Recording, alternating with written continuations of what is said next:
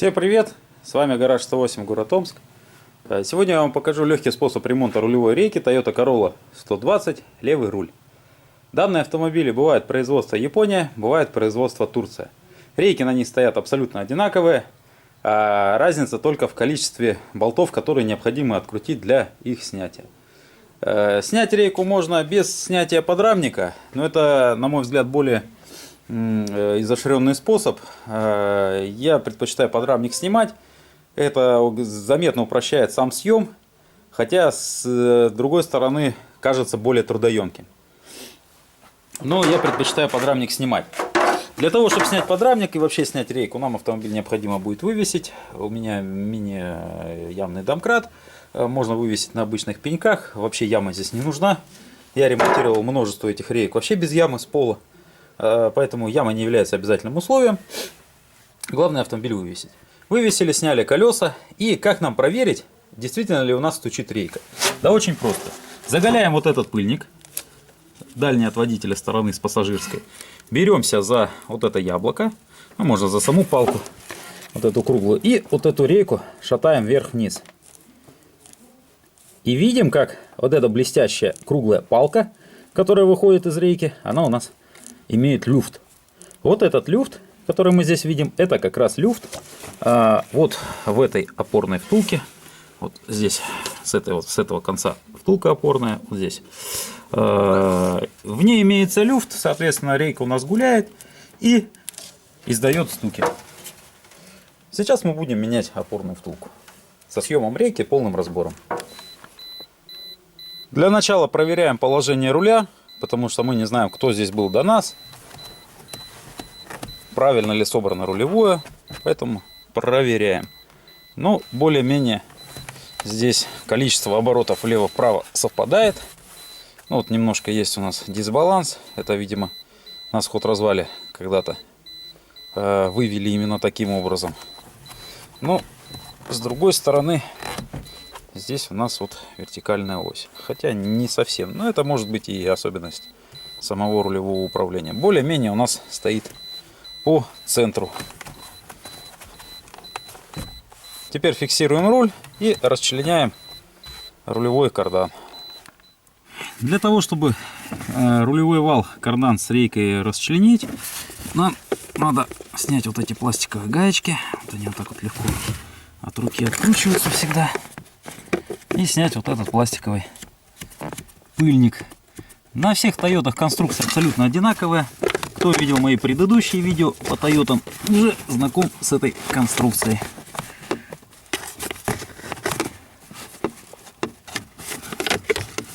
Вот так вот это все снимается от одной рукой даже.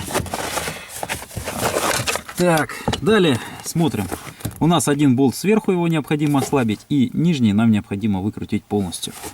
Вот этот пыльник, презерватив, вот этот вот резиновый, его не трогаем. Можно снимать, но его потом одевать муторно.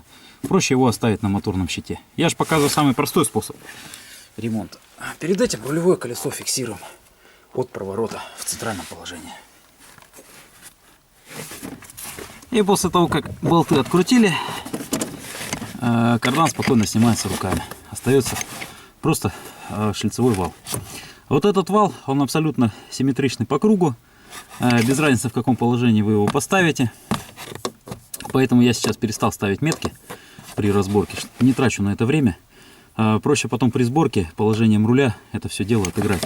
Просто переставляя кардан. Также потом более-менее по центру собрали. Крутанули влево-вправо. Посмотрели, куда разнобой пошел. И в ту сторону переставили. Это гораздо быстрее, чем ставить метки, пытаться собирать. Потому что с метками все равно постоянно шли ошибки. Никогда вы не соберете по меткам сразу. Раз и все. И собрали. Все, дальше переходим под автомобиль. Дальше нам необходимо освободить рулевые тяги. Делается это просто, опять же, дилерским оборудованием. Тут вообще с одного удара вышло. Почему делаю так? Опять же объясню. Можно съемником. Кстати, вот обратите внимание, что здесь происходит с рулевым наконечником. Сейчас вот приближу. Рулевой наконечник у нас уже напитался влаги.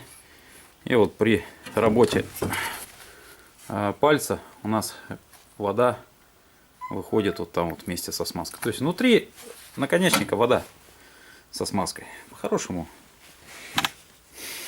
Не знаю, что делать. Подскажите, мои дорогие подписчики, как быть в таком случае.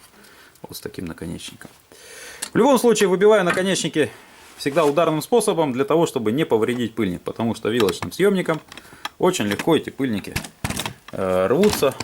И это не есть хорошо. А так ударил пару раз, и наконечник спокойно выскочил, и пыльник целый. Что нам и требовалось. Аналогично выбивается другой наконечник. Для того, чтобы снять рейку с опусканием подрамника, нам необходимо открутить 1, 2, 3, 4. Это у нас подушка. Вот здесь 5, 6. 2 гаечки здесь.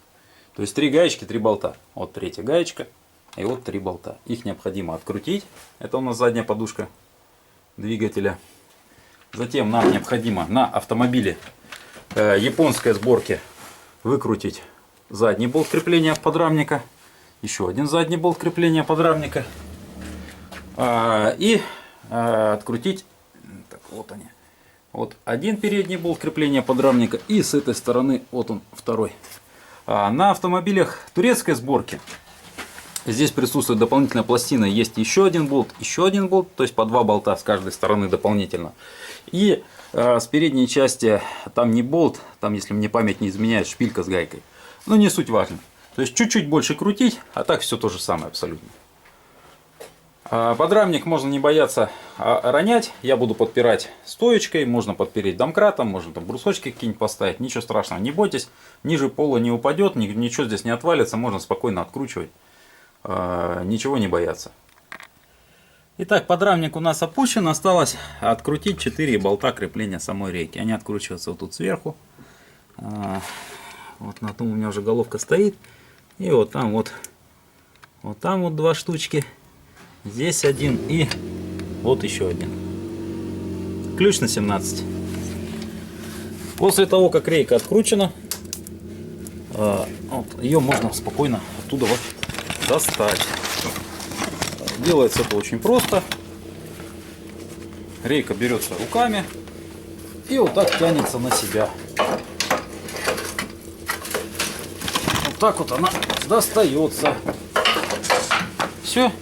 Дальше рейку можно разбирать. В первую очередь нам необходимо открутить рулевые тяги. Пыльники заголили. Я это делаю газовым ключом. Это самый простой способ. Небольшое усилие и тяга пошла.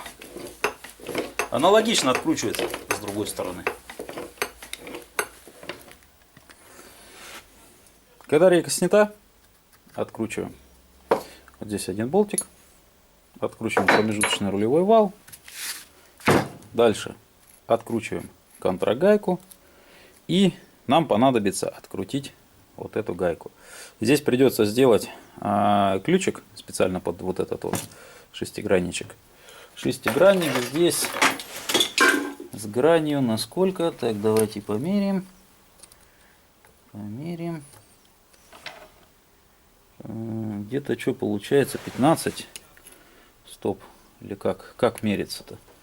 Вот здесь вот размах получается. Нет, 21,5.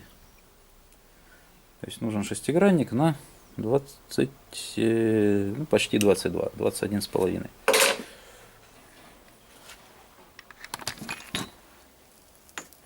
У меня имеется вот такой самодельный ключик. Изготовили мне его на заказ. Откручивается гайка упора. И здесь мы видим следующую конструкцию. Данная рейка у нас, так же как рейка RAV4, имеет упор роликовый. Вот здесь внутри ролик катается и тарельчатые пружинки. Здесь их 4 штучки. Установлены они, получается, выпуклой стороной к гайке. То есть вот гайка, к ней к выпуклой стороне. Выпуклой стороной стоят тарельчатые пружины. Широкой стороной, по отметине на шайбе, мы увидим, что она стоит к упору. Затем здесь есть такой хитрый момент, как гайка червяка. Она стоит под сальником. Необходимо сальник этот вытащить. Так, сейчас. Сальник. Вытаскивается достаточно легко. Так, отверточкой подцепили. Не бойтесь, тут ничего не порвется. Он достаточно крепкий. Вот так вот осторожненько раз его, и все. И мы имеем целый сальник. Никуда он у нас не делся, все нормально. Вытащили. Но внутри нас ожидает сюрприз в виде восьмигранника. Восьмигранник здесь, вот мне также сделали спецключ на заказ. Можно, конечно, открутить ее и выколоткой, зубилом вот бить по кругу. В принципе, для одного ремонта прокатит вариант. Но и так как я их ремонтирую достаточно часто, мне сделали вот такой восьмигранник. Сторона, что-то получается 25,5. Здесь вот у него такой вот размах. Он вот так вставляется и, соответственно, выкручивается. Но было бы все так просто, если бы. Здесь есть два места кернения. Вот одно заводское, вот второе. Чтобы вот эту гайку алюминиевую не повредить, нам необходимо их высверлить, эти керновки. Ну, просто берется небольшое сверлышко, дрель и вот так вот раз.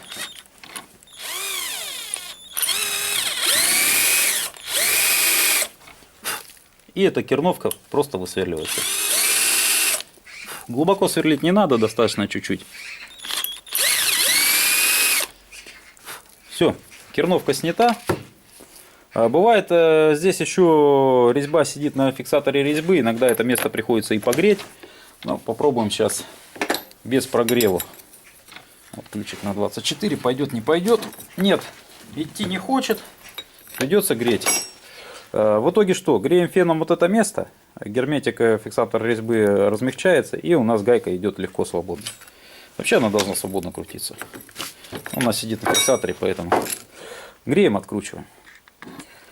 После термического воздействия феном гайка у нас легко открутилась. Оп, закрутится она легко, просто. Червяк здесь, кстати, достается вот так вот спокойно от руки. Видим, заводская смазочка. И реечка у нас спокойно оттуда выпадывает. Вот такая у нас замечательная реечка. Вот так она выглядит. Далее. У нас втулка наша, злополучная, за которой у нас начался люфт, находится вот здесь. Вот видите, там беленькая, красивенькая. Но постоянно мне задают вопросы по поводу того, две же втулки в рейке. Две. Вот, ребята, да, в этой рейке две втулки стоит. Вот вторая втулка. Вот она здесь. Но открою вам маленький секрет. Вторая втулка, она здесь не опорная. Опорная втулка только эта. Вторая, она здесь стоит как всего лишь как ограничитель хода рейки. То есть она не несет опорной функции, потому что опирается рейка здесь о червячный вал.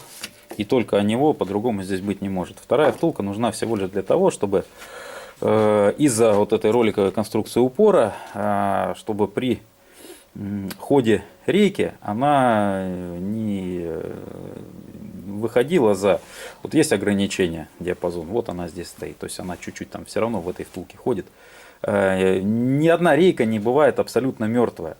В смысле, что вообще без люфтов. Люфт обязательно присутствует со стороны червяка, потому что все равно вы едете по кочкам, ударная нагрузка на рейку передается от неровности дороги, и рейка должна играть. То есть вот червяк на рейке, вот там на зубьях, он должен иметь небольшой люфтец, чтобы она отыгрывала. С этой стороны, да, она будет жестко держаться, с этой стороны она всегда должна играть. Для чего и ставятся все вот эти вот варианты разных пружин. Здесь вот тарельчатые пружинки, на рейке с клиновым упором, с простым, ставится витая пружина. Вот. Поэтому вторая вот эта втулка, я ее вообще никогда не меняю, ни на одной рейке вообще никогда не менял, и необходимости в ее замене нет. То, что она здесь стоит, она, еще раз повторю, стоит всего лишь как ограничитель хода. Все, она вечная. Не надо ее менять. У вас рейка не ходит между двумя втулками. Она не держится на двух втулках, она держится на одной втулке и червяке. Все, вторая втулка это здесь всего лишь ограничитель хода, именно из-за конструкции с роликом. В рейках с клиновым упором, с простым скользящим, с витой пружиной, второй втулки нет никогда в жизни, и никогда в жизни ее там не будет, она там не требуется, потому что ход пружины витой, он больше, чем ход пружины тарельчатой. То есть здесь ход маленький, поэтому здесь требуется вот этот ограничитель, грубо говоря, чтобы болтанки меньше было. Вот такая вот конструкция. Погнали дальше. Сейчас отмоем детали, будем отмоем детали. Нам втулку же надо достать. Как достать вот эту втулку? Да очень просто. Она там заякорена так хорошо, что я эти втулки не парюсь, просто ломаю. Ломаю отверткой, вытаскиваю. И целую я, честно сказать, ее никогда даже не доставал. Не потому, что я рукожоп, а потому, что в этом нет необходимости. Так как у меня все равно на замену этой втулки есть другая втулка, штатная.